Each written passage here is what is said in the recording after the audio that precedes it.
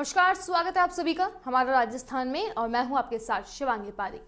तो चलिए बुलेटिन की शुरुआत करते हैं, लेकिन उससे पहले नजर डालते हैं हेडलाइंस पर। सीएम अशोक गहलोत का बड़ा फैसला, प्रदेश में हटाया जाएगा रात्रिकालीन कर्फ्यू।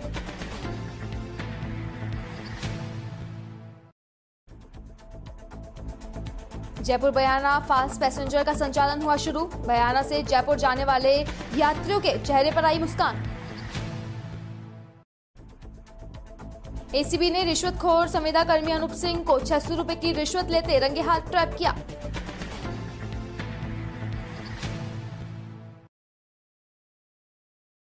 और अब खबरें विस्तार से। कोरोना के कारण लंबे समय से रात्रिकालीन कर्फ्यू की जद में जकड़े राजधानी जयपुर समेत अन्य सभी शहर जल्द से जल्द उससे रात्रिकालीन कर्फ्यू से मुक्त होंगे। सीएम अशोक गहलोत ने सोमवार को कोविड-19 समीक्षा बैठक में यह बड़ा फैसला लिया है। सीएम अशोक गहलोत ने ट्वीट कर इसकी जानकारी दी है। अपने ट्वीट में सीएम अशोक गहलोत ने कहा कि प्रदेश में रात्रिकालीन कर्फ्यू समाप्त करने और कुछ छूट चरणबद्ध रूप से देने का निर्णय लिया गया है, परंतु हेल्थ प्रोटोकॉल को अपनाना जरूरी होगा, अन्यथा संक्रमितों की संख्या पुनः बढ़ सकती है। यह नौबत नहीं आनी चाहिए कि फिर से सख्ती करनी पड़े।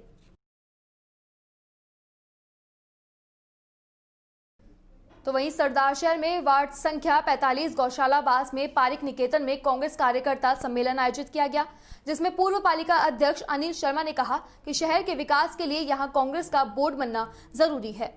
सम्मेलन में मुख्य अतिथि पूर्व पालिका अध्यक्ष अनिल शर्मा ने कहा कि शहर के विकास के लिए यहां पर बोर्ड बनना जरूरी है।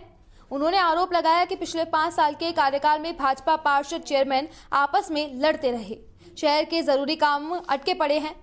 जल निकासी जैसी महत्वपूर्ण काम भी भाजपा ने रुकाव में रखा है। अंत में इस चुनाव में सभी जागरूक नागरिकों को बढ़ चढ़कर हिस्सा लेने की जरूरत है और कांग्रेस को विजय बनाना होगा।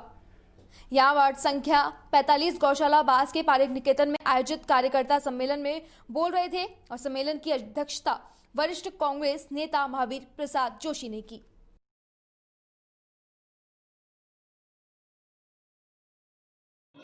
इस वार्ड में गिनाने की बहुत बड़ी समस्या है। आवागमन की लोगों की बाधा रहती है और पिछले काफ़ी समय से लोगों को ये आश्वासन मिलते रहे हैं, लेकिन इस संदर्भ में काम नहीं हुआ है। और अब लोगों के उत्साह को और शहर के उत्साह को देखते हुए लग रहा है निश्चित रूप से सरदारशहर में बोर्ड कांग्रेस पार्टी का बनेगा और इस वार्ड से भी हमारे कांग्रेस प्रत्याशी विजयी होंगे।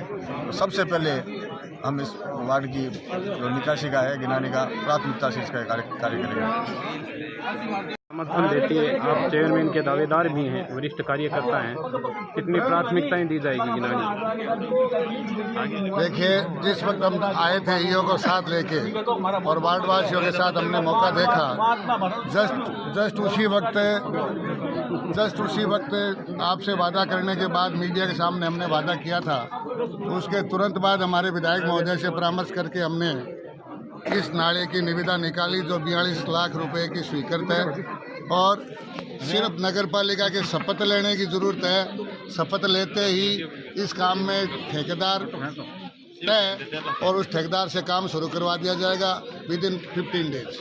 पीछे 50 लाख रुपए का समस्या क्या उसमें हैरो कवर आदि में काफ़ी बड़ा घोटाला हुआ है और अगर हमारी कांग्रेस की बोर्ड बना तो निश्चित रूप से उस 50 लाख की जो और अब खबर भरतपुर के बयाना से, जहां पर कोरोना के चलते बीते 9 माह में 28 दिन से बंद पड़ी बयाना से जयपुर जाने वाली एकमात्र बयाना जयपुर फास्ट पैसेंजर का संचालन फिर से शुरू हुआ। वहीं यात्रियों के चेहरे पर भी मुस्कान देखने को मिली। बनाया जयपुर फास्ट पैसेंजर में लगभग 450 से 500 यात्री जयपुर से आए। वहीं बयाना में जयपुर से जाने वाले यात्रियों की तादाद भी लगभग 100 से 200 रही।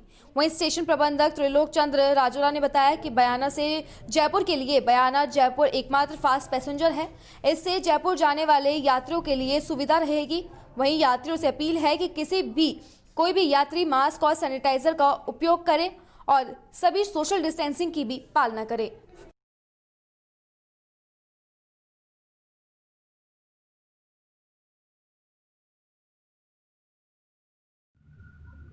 जयपुर बयाना फास्ट पैसेंजर आज 9 महीने 27 दिन बाद बयाना जंक्शन पर आई। इसके समय में पूर्व से परिवर्तन किया गया है।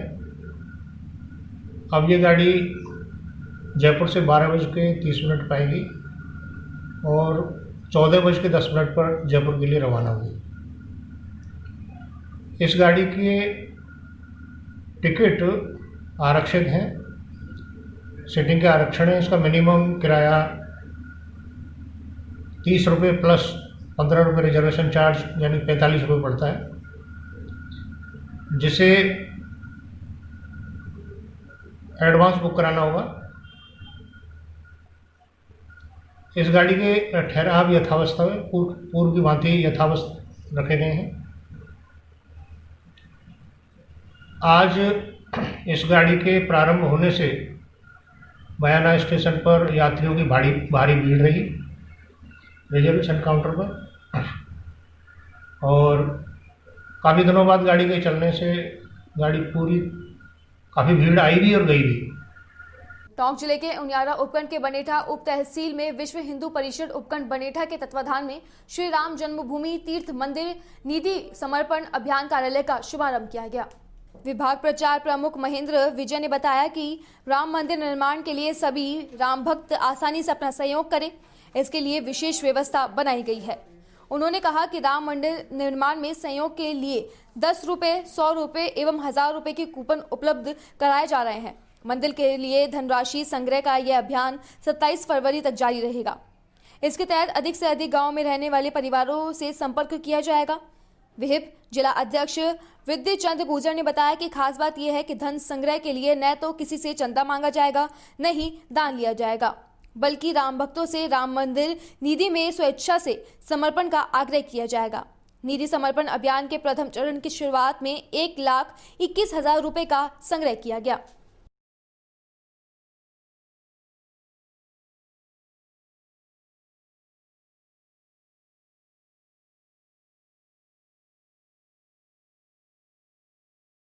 छिपाबड़ौद के सारथल थाना क्षेत्र में बड़े गांव में मधुमक्खी के हमले से एयरटेल टावर के कर्मचारी घायल हो गए। सूचना मिलने पर सारथल 108 एम्बुलेंस तुरंत मौके पर पहुंची। भगवान पारेता व परमेश्वर पारेता राहुल सैन घायल हो गए। यह लोग टावर को सही करने के लिए चढ़े थे। इतने में अचानक मधुमक्खी ने हमला कर दिया, जिससे भगवान पारेता की हालत गंभीर होने पर 108 एम्बुलेंस के कंपाउंडर सर्वेश कुमार लवंशी ने प्राथमिक उपचार करके घायलों को पायलट दलूचंद बैरागी की मदद से सामुदायिक स्वास्थ्य केंद्र आकरेला भर्ती कराया।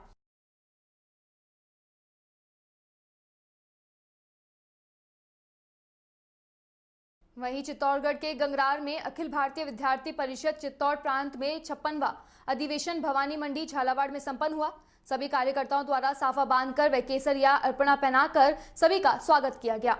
इस सत्र हेतु प्रांत की नवीन कार्यकारिणी की घोषणा की गई, जिसमें चित्तौड़ जिले के रतन वैष्णव को चित्तौड़ प्रांत सह मंत्री, राधा वैष्णव प्रांत कार्य समिति सदस्य, भरत सिंह राठौर प्रांत एसएफएस सह संयोजक कार्यकारिणी सदस्य, निकिता शर्मा, श्यामलाल गुजर व महेंद्र सिंह को दायित्व दिए जाने पर गंगरार नगर इकाई के कार्यकर्ताओं द्वारा नगर में गौतम आश्रम की प्रांगण में स्वागत कार्यक्रम आयोजित किया गया।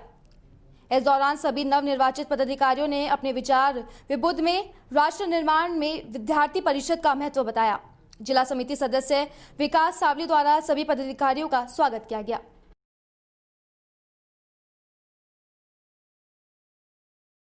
जोधपुर एसीबी की टीम ने कार्रवाई करते हुए आरटीओ ऑफिस में संविदा कर्मी गार्ड अनूप सिंह को 600 रुपए की रिश्वत लेते हुए रंगे हाथ दबोचा। एसीबी के अतिरिक्त पुलिस अधीक्षक दुर्ग सिंह ने बताया कि परिवादी ईश्वर सिंह ने टोल फ्री नंबर पर शिकायत दर्ज करवाई कि अनूप सिंह गाड़ी की आरसी देने के बदले 700 रुपए की रिश्वत की मांग कर रहा था, जिस पर एसीबी ने कार्रवाई करते हुए परिवादी से 700 रुपए रिश्वत लिए तथा 100 रुपए जाति बाई का हवाला देते हुए वापस कर दिए। संविदा कर्मी जिस लिपिक के लिए राशि ले रहा था वह मौके से फरार हो गया। लिपिक की फोन भी बंद आ रहा है। एसीबी टीम ने मामला दर्ज कर मौके पर कार्रवाई शुरू कर दी है।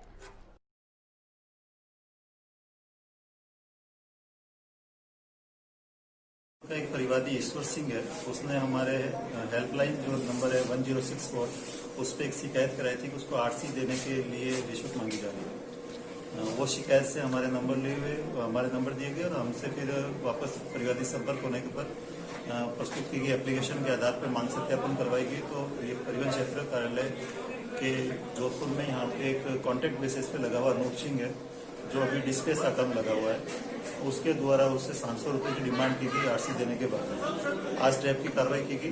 ट्रैप की कार्रवाई के दौरान उसने अपने परिवादी को अपने जाति का बताकर ईमानदारी का बहाना दिखा के उसको 100 रुपये वापस दिए, 600 रुपये उनसे बरामद किए गए। चल रही है अभी ट्रैप की कार्रवाई चल रही है। डीलिंग बाबू कौन है, उसका फोन स्विच ऑफ आ रहा है। परिवहन अधिकारी को बता दिया गया कि बाबू को बुलाएंगे। जैसलमेर में 32वें राष्ट्रीय सड़क सुरक्षा माह का आगाज हुआ। जिला परिवहन विभाग, जिला प्रशासन, पुलिस व यातायात विभाग के संयुक्त तत्वाधान में आज सड़क सुरक्षा माह की शुरुआत की गई। सड़क सुरक्षा माह के तहत हनुमान चौराहे से ऑटो रिक्शे के माध्यम से जागरूकता रैली निकाली गई। रैली को विधायक रूपाराम, कलेक्टर आशीष मोदी व SP doctor Ajay Singh, DTO Tiku Ram ने हरी झंडी दिखाकर रवाना किया।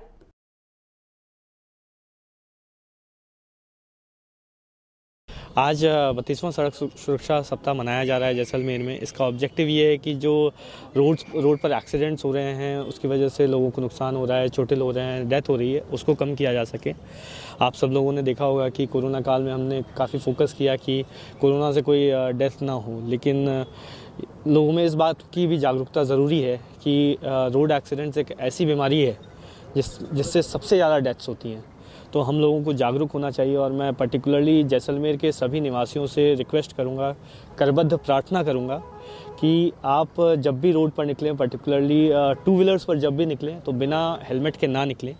यहाँ पर चूँकि खाली रोड सड़कें हैं, अच्छा एक ड्राइविंग का एक्सपीरियंस होता है, तो अक्सर लोग तेज मोटरसाइकिल्स चलाते हैं जिसकी वजह से एक्सीडेंट्स होते हैं। तो आप सब लोगों से रिक्वेस्ट है बिना हेलमेट के ना निकलें। हेलमेट लगाना बहुत ज़रूरी है, सीट बेल्ट लगाना बहुत ज़रूरी है और ख़ास करके जो ट्रैफिक नियम है उनके आप पालन करना बहुत ज़रूरी है। तो मुझे उम्मीद है कि सब लोग इस मुहिम से जुड़ेंगे और हमारे जैसलमेर में जो एक्सीडेंट्स हो रहे हैं उसमें कमी आएगी। पुलिस तो अपना काम आज भी मुस्तैदी से कर रही है, हमारे पूरे प्रबंध हमने किए हुए हैं, लेकिन आवश्यकता है जनता को जागरूक करने की। जब तक जनता नियमों का पालन नहीं करेगी, पुलिस केवल अपना रोड पे खड़े रह कर के थोड़ा सतर्कता से पालन करा सकती है, लेकिन उसका अपना लिमिट है। पुलिस हर जगह प्रेजेंस नहीं हो सकती। वो तो जब तक नागरिक स्वेच्छा से इसका पालन नहीं करेगा, रोड सेफ्टी का पालन नहीं करेगा, ट्रैफिक सेंस का पालन नहीं करेगा, रोड नियमों का पालन नहीं करेगा, तब तक सुरक्षा के जो हमारे मानक हैं हम उनको प्राप्त नहीं कर सकते। हम वेस्टर्न कंट्रीज़ में देखें तो रोड एक्सीडेंट्स में जो डेथ होती है उनके कंपैरिजन में भारत में रोड डेथ की संख्या बहुत ज़्यादा है। वो तभी कम हो सकती है जब हम अपना खुद की जिम्मेदारी समझें, हम खुद नियमों का पालन करें, और उसी के क्रम में आज हम ये जागरूकता अभियान के तहत सड़क सुरक्षा सप्ताह मना रहे हैं। अपने भारत देश में बहुत कुछ कंट्रोल हुआ है, फिर भी अभी भी एक्सीडेंट से डेथ है या घायल होना ये काफ़ी ज़्यादा रहता है। उसी के उपलक्ष्य में राज्य सरकारों द्वारा अलग अलग ये अपने जैसलमेर ज़िले में ये 32वां राष्ट्रीय सुरक्षा दिवस मनाया जा रहा है और एसपी साहब, कलेक्टर साहब पधारे हुए, डीटीओ साहब है और भी पब्लिक है। तो इसका इसीलिए मनाया जा रहा है कि उसमें जो भी परिवहन के लिए जो नियम बने हुए हैं, चाहे वाहन चालक हो और भी अपन हो, और सबके लिए ये है कि भाई अपन उसको पूर्ण पालना करें, ताकि जो भी ये जीवन बहुत अमूल्य है, इसमें जो दुर्घटनाएं होती है वो मिनिमाइज हो सके। बारा के छिपाबड़ौर क्षेत्र में ग्राम सेतु कालू में देश में चल रही कोरोना महामारी के बाद सोमवार को लगभग 9 महीने से बंद विद्यालय राज्य सरकार की गाइडलाइन के साथ खोले गए। दिशा निर्देश अनुसार 9 से 12वीं के छात्र विद्यालय पहुंचे। विद्यालय में राज्य सरकार की गाइडलाइन की पालना की गई। सभी बच्चे मास्क लगाकर विद्यालय पहुंचे। अध्यापक मुकेश मीणा ने बताया कि स्कूल में सैनिटाइजर व मास्क का ध्यान रखा जा रहा है। बच्चों को 2 गज की दूरी के साथ में बिठाया गया है।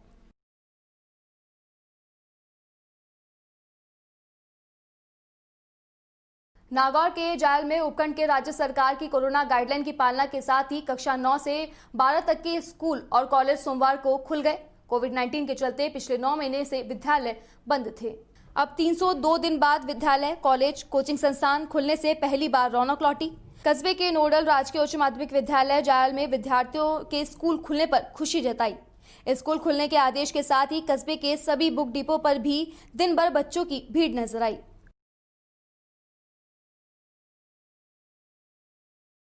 कोविड-19 को लेकर पिछले 9 मार्च से विद्यालय व महाविद्यालय बंद थे। जैन तहसील का एकमात्र राजकीय महाविद्यालय आज से फिर शुरू हुआ है। हमारे साथ है प्रिंसिपल सुनील चौधरी, आपका क्या कहना है? इस बारे में मेरा ये कहना है कि कोविड-19 की गाइडलाइंस को ध्यान में रखते हुए आज पुनः महाविद्यालय खोल दिया गया है और इस संबंध में सारी तैयारियां महाविद्यालय की तरफ से कर ली गई हैं। सभी प्रकार की सैनिटाइजेशन जो करना है गाइडलाइंस के मुताबिक वो कर दिया गया है। क्लासरूम वगैरह को भी सैनिटाइज करा दिया गया है और जो भी कोविड-19 की गाइडलाइंस है उनकी पूर्ण रूप से पालना की जा रही है। फिलहाल हमारा राजस्थान बुलेटिन में बस इतना ही। देश और दुनिया की तमाम खबरों के लिए देखते रहिए DPK न्यूज। नमस्कार।